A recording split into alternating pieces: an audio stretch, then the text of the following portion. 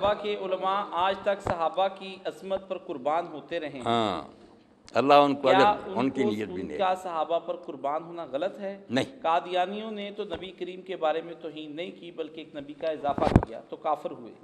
یہ جو رسول اللہ کی گستاخی حضرت فاطمہ اور حضرت علی کے نکاح کی رخصتی پر کتابیں لکھتے ہیں، اور نعوذ باللہ یہ لکھتے ہیں کہ حضرت علی اور فاطمہ کو رسول اللہ نے خود بستر پہ دراز کیا کہ کوئی بدماش سے بدماش باپ بھی ایسا نہیں کرتا، ان کا یہ عقیدہ کیا ان کو کفر میں نہیں لے جاتا؟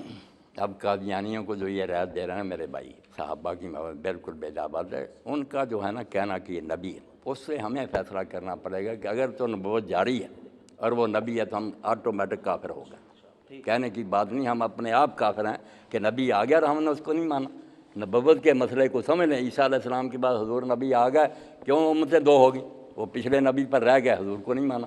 نبی کو ایسا نہیں ہوتا کہ عالم اور مولوی ہے، مانو یا نہ مانو، وہ تو اللہ کی طرف سے مقرر کیا ہوا، مانو مسلم رہو گے، نہیں مانو گے کافر ہو جاؤ گے۔ اس لیے مرزائیوں نے بھی یہ بات نہیں چھپائی، ہم انہیں رہتے رہتے پہلے دن سے انہوں نے کہنا چاہیے تھا کہ جو مرزا قرآن ہم کو نہیں مانتا اس کا جنازہ نہیں پڑھنا۔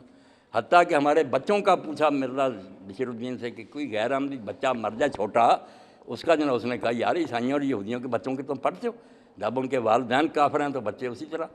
تو یہ بات کوئی ایسی راز کی نہیں کہ نبوت کو ماننے سے یا وہ کافر ہو گئے ہیں جھوٹے کو مانا، یا اگر ہم نے سچے کو معذرہ نہیں مانا ہم کافر ہو گئے۔ یہ باقی باتیں بیٹا اس درجے کی نہیں ہیں۔